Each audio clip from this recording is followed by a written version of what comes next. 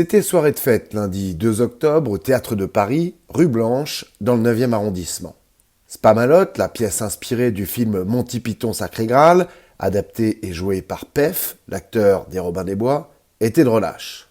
La scène du théâtre était donc grande ouverte pour la 16e édition des Palmes de la relation client. Le rideau s'est ouvert à 17h30, le temps de quelques échanges, et les 300 participants regagnaient la somptueuse salle du théâtre pour la cérémonie orchestrée par Éric Dadian. Comme un poisson dans l'eau, le créateur des Palmes ne masquait pas sa joie de célébrer cette édition sur un thème cher à Johnny Hallyday, redonner l'envie. Qu'on me donne l'envie d'avoir envie, et avec l'aide des influenceurs pour toucher la jeune génération. Alors on est très contents, c'est la 16e cérémonie des Palmes de la relation client, donc pour nous c'était d'abord les 25 ans. On a eu beaucoup de marques qui ont été candidates cette année, peut-être trop, il y en a eu 60, donc ça a été très dur pour le jury de les départager. Mais ce qui est ressorti surtout, c'est que cette hybridation entre l'IA et l'IA générative qui va transformer nos métiers, donc ça vraiment ça va être le gros sujet qui va nous occuper pendant plusieurs années. Et aussi les jeunes, la génération Z qui commence à monter, donc on a fait venir une influenceuse. On a parlé bien sûr des youtubeurs, on voit l'impact énorme aujourd'hui des influenceuses sur les marques. On voit que les marques veulent travailler beaucoup plus, moins dans les médias, moins investir dans les médias et beaucoup plus avec les influenceuses. Pourquoi ? Parce qu'elles arrivent à créer des communautés et des sous-communautés qui décident un petit peu des valeurs qu'elles veulent porter et engager la marque, c'était notre sujet, c'est redonner envie à la marque de s'engager pour à la fois ses clients mais aussi pour ses collaborateurs. Ça passe maintenant par des intermédiaires, des ambassadeurs qui sont ces influenceurs. Mais cette mode des influenceurs, youtubeurs et autres instagrammeurs, va-t-elle durer ? On pense que ça va durer. Ce qui nous frappe, c'est que justement les marques, même EDF, là, tout à l'heure nous le disait, pas uniquement les marques qui sont dans le cosmétique, sont en train de tester, la Poste également, sont en train de tester avec les influenceurs les messages qui peuvent passer correspondant aux valeurs de ces communautés qu'elles ont sous leur responsabilité quelque part. Donc non, c'est pas un phénomène de mode, on pense que c'est un intermédiaire qui va durablement s'installer dans la relation client. L'intelligence artificielle pour fluidifier les parcours, on gardera toujours l'humain pour faire de l'empathie, du conseil, de l'intelligence émotionnelle, mais on aura les influenceuses aussi pour justement passer les bons messages.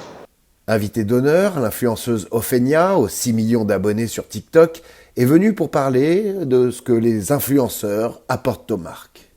Alors, je dirais qu'on leur apporte de la visibilité et surtout beaucoup d'engagement, parce que c'est vrai qu'aujourd'hui, on peut faire de la publicité à la télé, on peut faire beaucoup de choses, mais la plupart des jeunes sont sur les réseaux sociaux et ils écoutent à travers les écrans. Et je dirais que le téléphone, c'est le haut-parleur des marques. Donc on peut leur apporter de la visibilité, de l'engagement et forcément du business. Mais comment une marque doit-elle choisir son influenceur ? Je pense en fait que tout dépend du système de valeurs. Moi, je choisis une marque par rapport à mon système de valeurs, à mes besoins et aux besoins de ma communauté. Et les marques, je pense, font la même chose. Exactement la même chose. Je ne pense pas qu'il y a de bons ou de mauvais influenceurs. Je pense qu'un influenceur va potentiellement mieux aller et correspondre à cette marque plutôt que celui-ci parce qu'il est plus axé sur la beauté ou autre chose. Il était temps de passer aux honneurs. La palme de l'expérience client ouvrait le bal avec Domus Vie, spécialisée dans les maisons de retraite, les résidences seniors et l'aide à domicile, pour son projet reçu 5 sur 5, 7 sur 7, 24 heures sur 24. Mais quelle fut leur stratégie cette année ? En fait, on a fait connaître ce qu'on fait.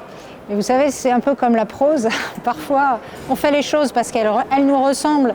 C'est dans notre ADN de faire du 24, 24, 7, 7. Et on ne se rend pas toujours compte que ce qu'on fait mérite d'être dit. Dans un secteur sensible de l'accompagnement de personnes âgées, comment motiver au mieux ces équipes de relations clients ?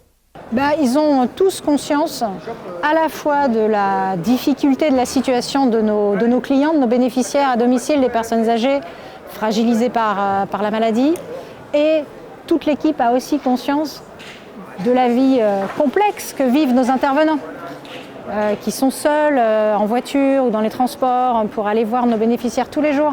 Et ça motive. Quand on sait pour quel public on travaille, on mesure l'importance de la mission. Oui, en fait, ils sont inquiets. Ils ont des urgences médicales ou des urgences administratives, ou alors ils ont juste besoin d'appeler parce qu'ils se sentent seuls. Ça aussi, c'est un facteur dans notre métier. Et nous, ce qu'on leur doit à nos clients, c'est que non seulement eux ne se sentent pas seuls ou isolés et qu'ils puissent avoir accès à nos services, mais on doit la même chose à nos collaborateurs. La palme de l'expérience collaborateur a été remise à Pôle emploi pour une action originale menée auprès des conseillers, un projet surnommé Intrapreneur dont on nous révèle la recette. C'est l'effort de vraiment de pouvoir transformer l'action publique par les agents qui sont sur le terrain. Donc la recette, c'est des agents qui vivent le quotidien des usagers, des demandeurs d'emploi et des entreprises, qui ont observé des irritants à résoudre et donc, du coup qui ont eu des idées, des solutions à mettre en place. Et c'est profiter de cette matière première et ce leadership de l'entrepreneuriat pour les accompagner après au sein de l'incubateur, pour les amener les compétences, les ressources, les plans, afin de donner vie à ces idées qui vont donc, du coup, toucher l'impact et le quotidien de tous les citoyens. Parfois confrontés à des clients en souffrance, les conseillers clients sont réellement à l'écoute de chacun. On est assez attaché de connaître les types de populations spécifiques sur lesquelles on va amener les produits. Et c'est pour ça que les conseillers sont très bien placés pour être entrepreneurs. Parce que dans leur quotidien, ils sont accompagnés des personnes qui sont en difficulté, qui sont éloignées de l'emploi, sur des situations spécifiques. Et donc, du coup, on peut amener les services et les produits au bon moment pour la bonne personne, pour cette cible utilisateur.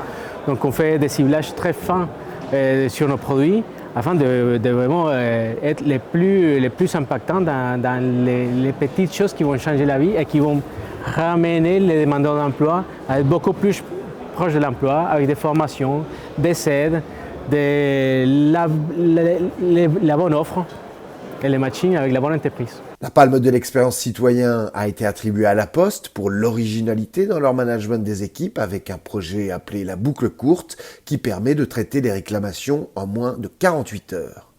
Celle de la jeune pousse à HelloBrain qui propose une gamme complète de 3 solutions d'intelligence artificielle conversationnelle.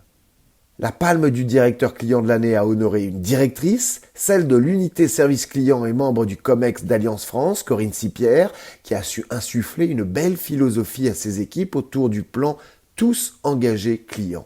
Alors la recette miracle, je crois que c'est tout ce qu'on a lancé dans le cadre du programme Tous engagés clients, avec cette volonté de s'ancrer sur 6 valeurs fondamentales pour l'ensemble de l'entreprise, que sont le sourire, la proactivité, l'ingéniosité, la simplicité, la clarté, le soutien et l'engagement.